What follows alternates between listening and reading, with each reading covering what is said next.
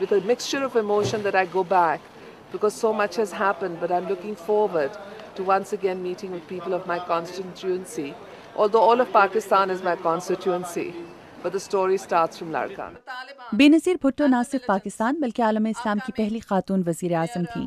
یہی وجہ ہے کہ انہوں نے ہمیشہ اسلام سے جڑے اپنے تشخص اور پہچان کو دنیا بھر میں اجاگر کیا اور دنیا کو اسلام کے پیغام امن کے ساتھ ساتھ یہ باور کرایا کہ اسلام عورت کو بھی مردوں کے مساوی حقوق عطا کرتا ہے.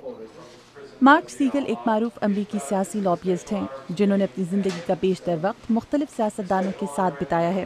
بینظیر بھٹو سے ان کی واقفیت 1984 سے شروع ہو کر ان کی وفات تک جاری رہی. بینظیر بھٹو کی خواہش پر ہی انہوں نے اپنی کتاب reconciliation Islam democracy and the west قلم بند کی. اس کتاب میں اسلامی دنیا کی تاریخ کا مطالعہ کیا گیا ہے. اس میں اسلامی دنیا میں جمہوریت کے حوالے سے مغرب کے کردار کا جائزہ بھی لیا گیا ہے، مگر اس کتاب میں جدید اسلامی طریقوں سے ہم آہنگ ہو کر مسلمانوں کو ایسا طریقہ بتایا گیا ہے جس پر عمل پیرا ہو کر وہ اپنا مستقبل بدل سکتے ہیں. پاکستان میں جاری دہشت گردی، بڑھتی ہوئی غربت اور دیگر کو جمہوریت اسلام کی روح نہیں. بے نظیر اسی تصور کو اہل مغرب تک پہنچانا چاہتی تھیں. مارک سیگل کے مطابق بے نظیر بھٹو پاکستان واپسی سے قبل اس کتاب کو ایسا پیغام بنانا چاہتی تھیں جو اسلام کا حقیقی تصور اجاگر کر سکے. وہ پاکستان میں انتہا پسندی کی مخالف اور اس کے سدباب کی خواہاں تھیں، جبکہ وطن واپسی کے بعد وہ خود 2 مرتبہ انتہا پسندی کا نشانہ بنی اور اپنی جان گنوا بیٹھیں.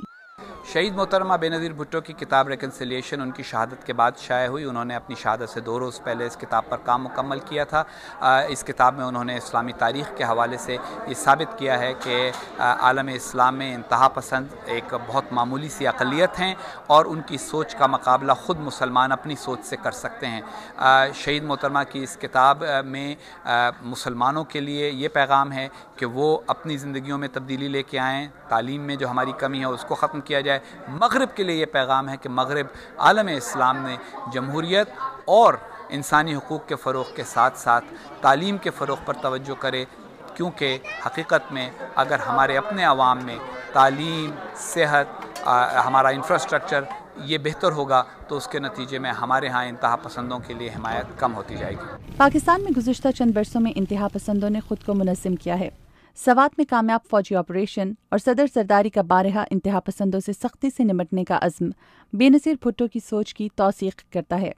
انتہا پسندی اور اسلام جیسے متنوع موضوعات پر مشتمل اس کتاب کو جہاں بہت سے سیاسی و ادبی حلقے پسندیدگی کی نگاہ سے دیکھ رہے ہیں، وہیں کچھ تجزیہ نگار اور سیاستدان اس رائے سے مختلف نقطۂ نظر اپنائے ہوئے دکھائی دیتے ہیں.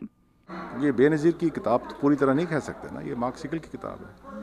اور مارک سیگل کا جو بیک گراؤنڈ ہے وہ ہے کہ جب یہ کارٹر وائٹ ہاؤس میں تھا تو اس نے ریزائن کیا تھا، کیونکہ اس نے پھر آرٹیکل بھی لکھا تھا نیو یارک ٹائم میں کہ میں اس لیے ریزائن کر رہا ہوں کہ کارٹر کی پالیسی پرو پیلسٹینین ہے. تو جب یہ ایشوز اتنا امپورٹنٹ ہے دنیا میں، فلسطین کا، کشمیر کا، اور ایک آدمی کہہ رہا ہے کہ میں اس لیے کارٹر کا مخالف ہوں امریکن پریزیڈنٹ کا کیونکہ وہ فلسطینیوں کے ساتھ ہمدردی کرتا ہے، تو اب ظاہر ہے اس کتاب کا اتنا سیریسلی نہیں لیا جائے گا، اس کا اتنا وزن نہیں ہوگا پاکستان میں. جی. مارک سیگل کی منظر عام پر آنے والی اس کتاب کے مسودے کی کانٹ چھانٹ خود بے نظیر بھٹو نے کی، جس کی توثیق حسین حقانی بھی کرتے ہیں.